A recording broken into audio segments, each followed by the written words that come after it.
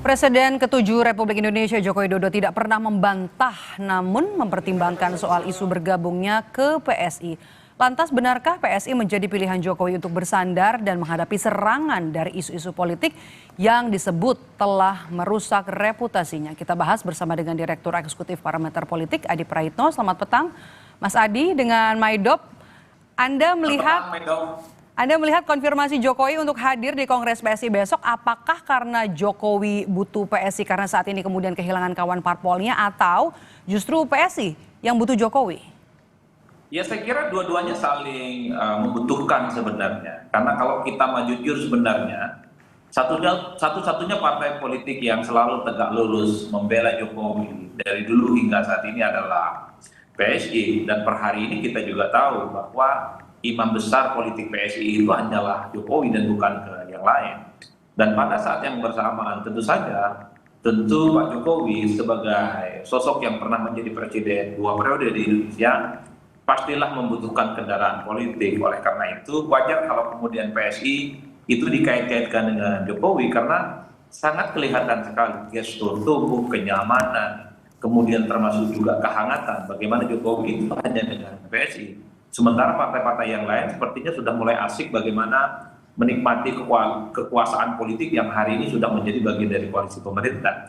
Jadi kalau mau jujur sebenarnya antara Jokowi dengan PSI ini sangat mutual interesting, saling membutuhkan dan saling menguntungkan. Jadi bagi saya apakah Jokowi akan bergabung dengan PSI ini soal teknis saja sebenarnya, karena secara prinsip, karena secara politik ya saya kira memang rupa PSI hari ini adalah rupa Jokowi.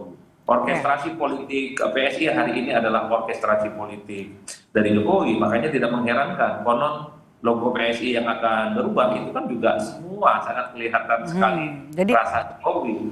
Jadi Anda melihat saat ini partai yang tegak lurus, selalu tegak lurus, konsisten tegak lurus kepada Jokowi hanya PSI. Kemudian kan Jokowi kan juga sudah pernah bilang ya kalau reputasinya ini sedang diserang. Apakah kemudian PSI jadi pelarian Jokowi dan apa yang mau dilakukan Jokowi dengan PSI? PSI ini kan nggak punya kursi di parlemen. Ya saya kira kalau memang betul ya, misalnya Pak Jokowi bergabung dengan PSI, saya kira secara kelembagaan, secara kepartaian, PSI akan total memberikan dukungan politik terkait dengan keinginan-keinginan politik Jokowi di masa-masa yang akan datang.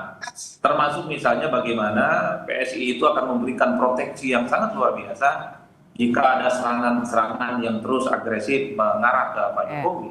Itulah yang saya kira pentingnya partai politik karena dia terlembaga, karena dia cukup masif dan memiliki jejaring-jejaring yang cukup solid. Bagi saya per hari ini PSI adalah partai politik yang paling Jokowi, adalah partai politik yang selalu memberikan waktu, tenaga dan pikirannya itu dengan Jokowi dan bukan dengan partai yang lainnya.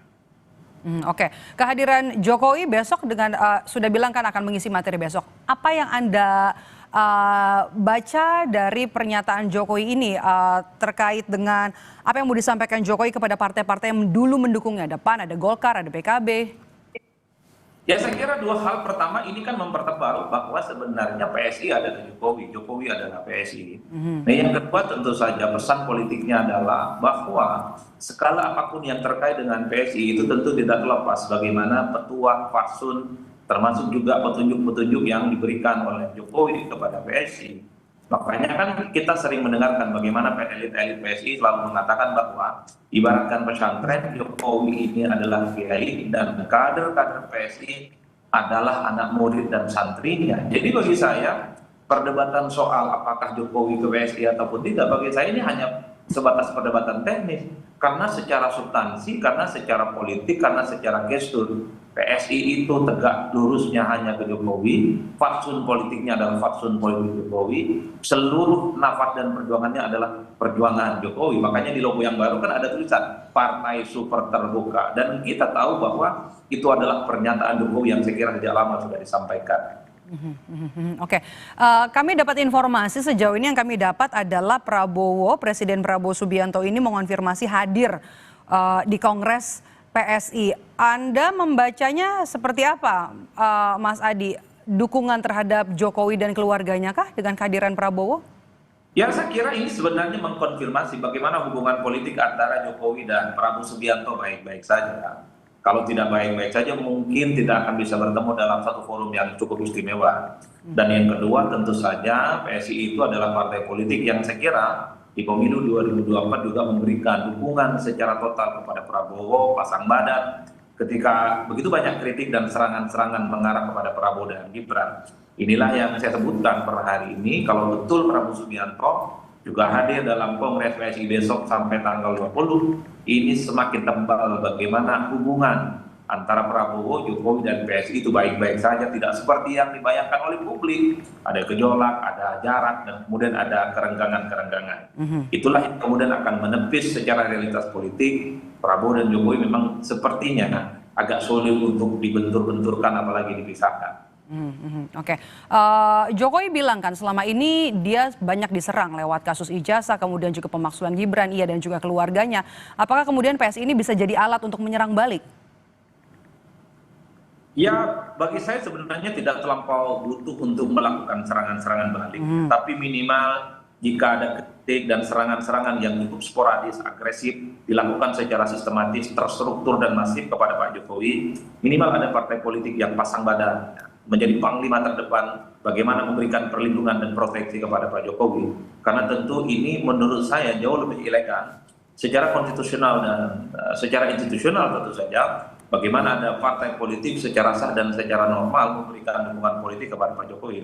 Bagi saya ini adalah momen yang paling ditunggu bagaimana Pak Jokowi apakah akan segera memutuskan secara formal bergabung dengan PSI ataupun tidak. Karena kalau betul Pak Jokowi misalnya ditunjuk sebagai Dewan Pembina dalam Kongres PSI, ini akan semakin memantapkan betapa ada kendaraan politik yang akan digunakan oleh Jokowi tentu saja untuk kepentingan politiknya, untuk kepentingan politik jangka panjang, termasuk juga untuk kepentingan ketika ada serangan-serangan yang hampir setiap saat selalu mengarah kepada Jokowi.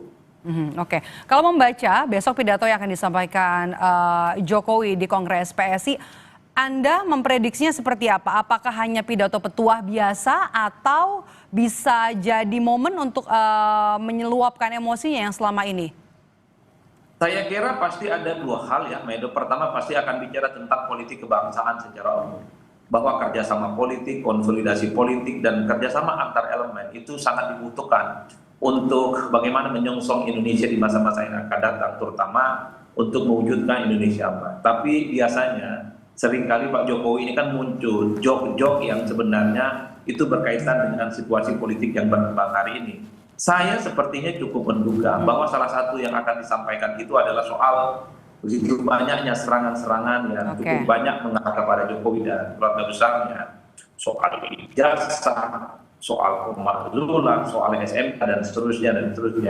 Jadi all in sebenarnya yang bisa saya tangkap dari pidato politik yang sangat mungkin akan dilakukan oleh Pak Jokowi nantinya di PSI, termasuk juga misalnya akan menyinggung bagaimana hubungan baiknya antara Jokowi dengan Pak Prabowo Subianto.